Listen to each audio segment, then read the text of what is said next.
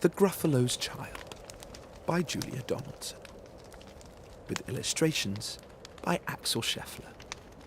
Read by Alan Mandel.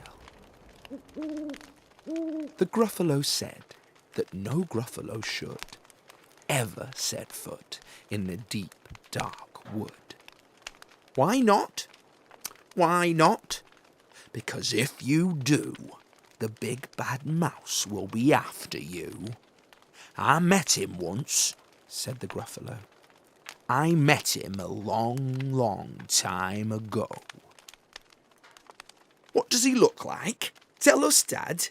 Is he terribly big and terribly bad? I can't quite remember, the Gruffalo said. Then he thought for a minute and scratched his head.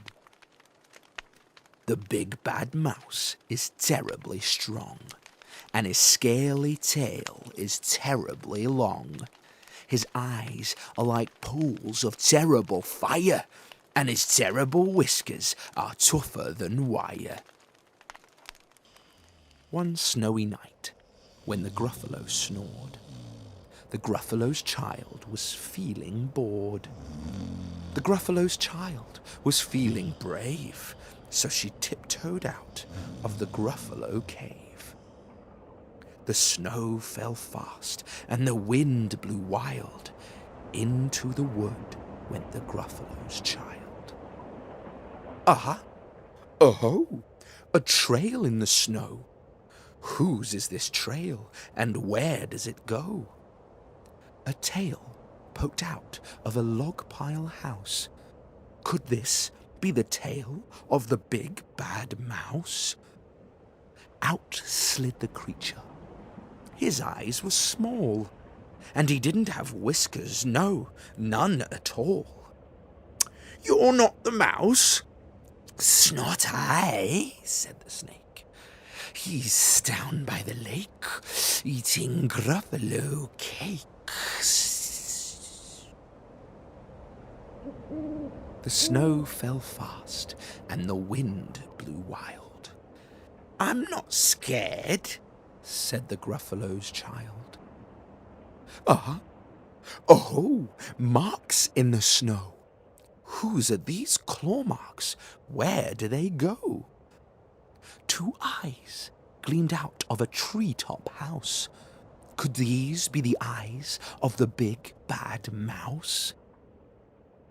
Down flew the creature. His tail was short, and he didn't have whiskers of any sort. You're not the mouse? Hoo-hoo, not I, but he's somewhere nearby, eating Gruffalo pie. Woo-hoo. The snow fell fast, and the wind blew wild. I'm not scared, said the Gruffalo's child. Aha! Oh! A track in the snow. Whose is this track, and where does it go? Whiskers at last, and an underground house. Could this be the home of the big bad mouse? Out slunk the creature. His eyes weren't fiery. His tail wasn't scaly. His whiskers weren't wiry. You're not the mouse? Oh no, not me. He's under a tree, drinking Gruffalo tea. It's all a trick, said the Gruffalo's child, as she sat on a stump where the snow lay piled. I don't believe in the big bad mouse. Oh, but here comes a little one out of his house. Not big, not bad, but a mouse at least.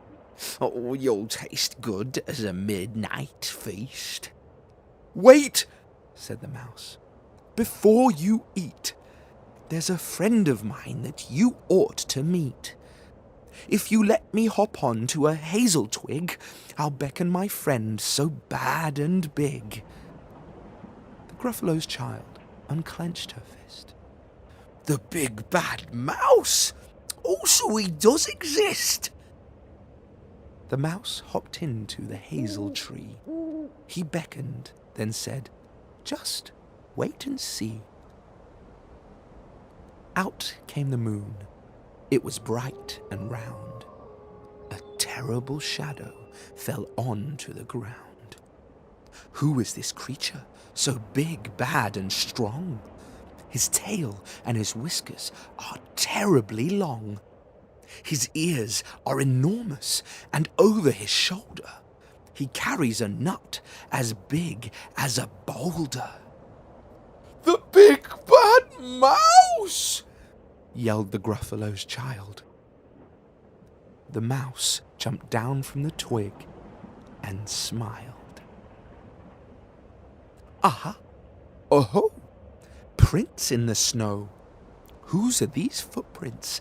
Where do they go?" The footprints led to the Gruffalo cave, where the Gruffalo's child was a bit less brave. The Gruffalo's child was a bit less bored, and the Gruffalo snored and snored and snored.